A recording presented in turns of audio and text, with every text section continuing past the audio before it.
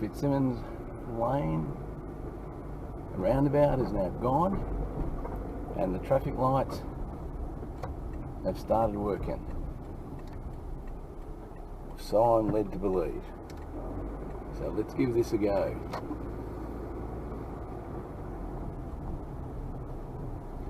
We have a slip lane that was narrower because it should have been able to turn from Horton Street right across there. They've actually dropped a lane on the left hand side there, which would have been a bus lane, which makes it more difficult to turn up the park. So there's a change there. I did in the community meetings let them know about the fact that doing a U-turn from those lights to head off to Roundabout was going to be difficult. So I'm interested in seeing whether or not it's possible to do a U-turn over there. But here we are, traffic lights are working, the road is moving in both directions, so we'll just drive through the intersection in all directions and see how we go.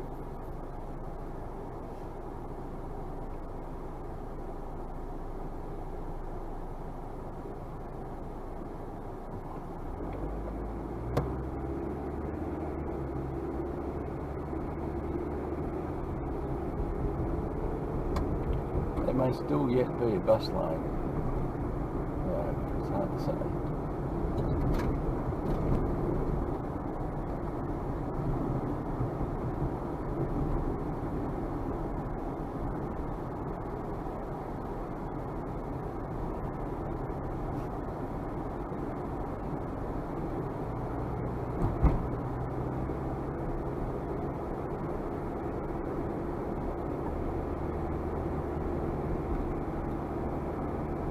Go up to the roundabout up here and do a U-turn and go back the other way.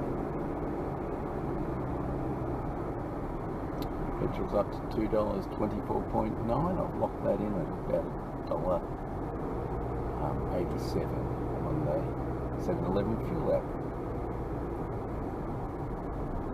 which means I don't have to worry about filling up for another week, and I can do it at any 7-Eleven.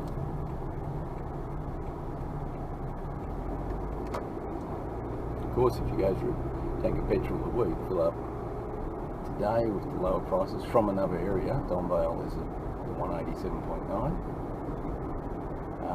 Fill up here, which the app can reach and lock in. Fill up here, and then lock it in again, and you've got another week to fill up with the second tank. So 60 kilometres an hour down here, but roadworks are still in place.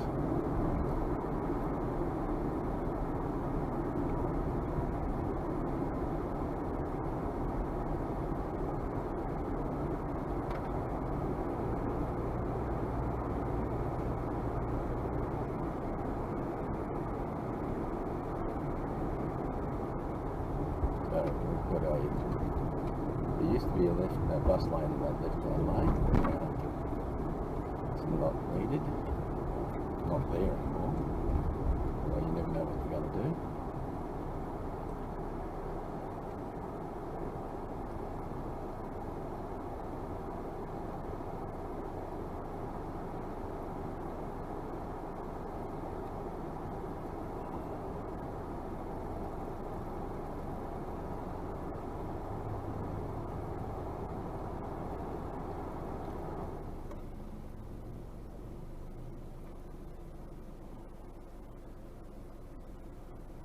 Okay, it's a U-turn there, so the U-turn was possible.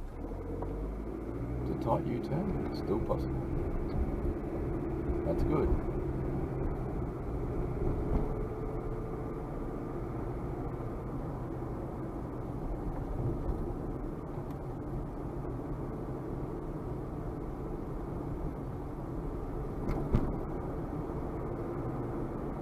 Can't turn into Horton Street from here, so you have to go up further up to here and do a U-turn.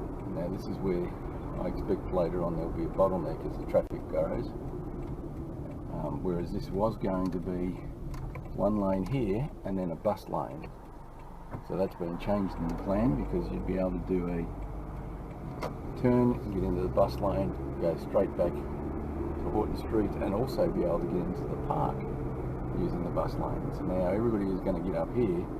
If this backlogs, then it will create an issue.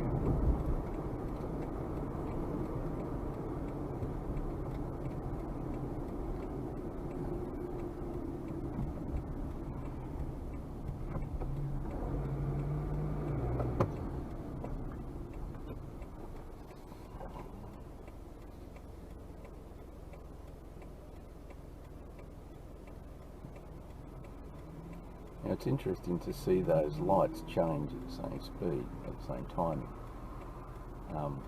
Vic Roads, or the Victorian Government, for some unknown reason, have decided to make right turn arrows only have an amber setting of 3 seconds, irrespective of the speed of the road. So if you've got a 80 or 100 km/h road, the turn arrows are still 3 seconds, causing a lot of people to get fined for when they underestimate just how short that timing is.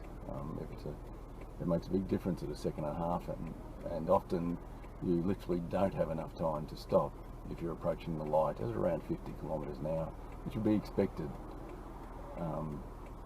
when you're turning around, and only expected to drop to about 45 kilometres an hour on a large open intersection.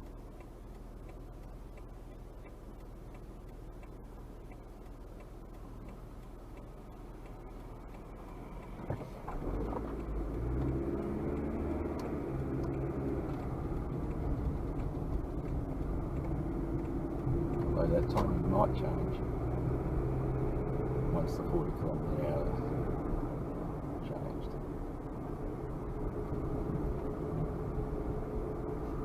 So the road's not complete, but certainly they've made pretty good progress. They did say that it would be until the 7th of June, and today's the 8th, and the lights are working, so full credit to them for meeting their schedules.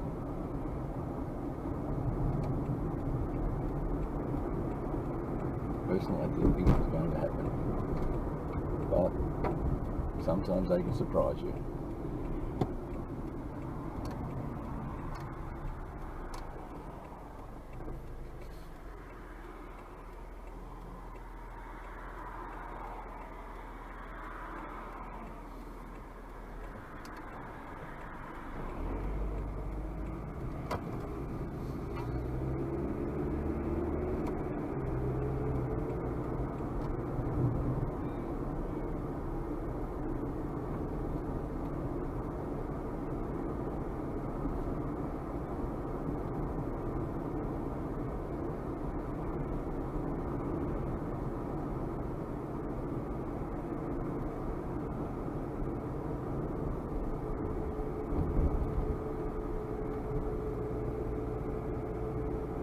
At the last election, Matthew Guy's solution to this was what's called road grading, the separation by putting an overpass or an underpass.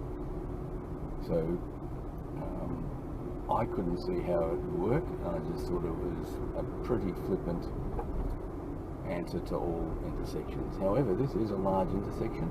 If they did do an overpass, this traffic would get complete right away, and it would probably be very hard for the other traffic to merge, because this can become a very busy road over night time.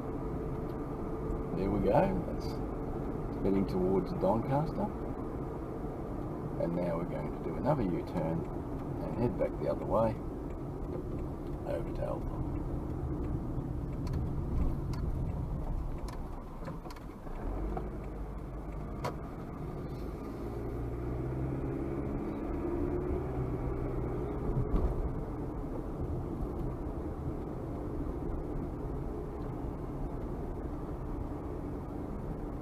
The real test in time will be to see how far the traffic banks up in this section of the road, because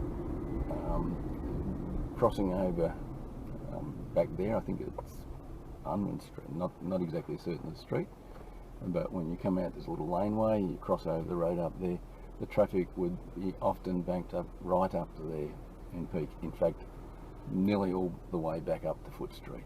So it can be very difficult to get across. But again, that's no longer necessary because now there is a good pedestrian crossing here, whereas the roundabout had no crossing capability. Now we've got good crossing capability on all crossing points of the road. So I think the roundabout, it was far too busy intersection for the roundabout.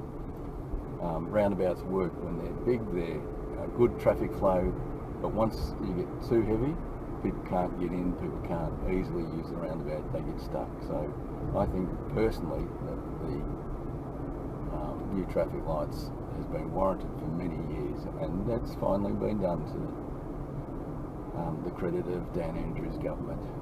Although I do suspect there was a rush to get this through so that they look good for the next election.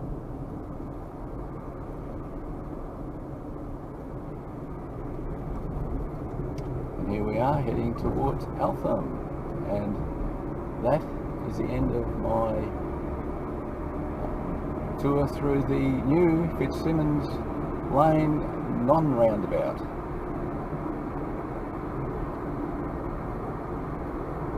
Until the next video.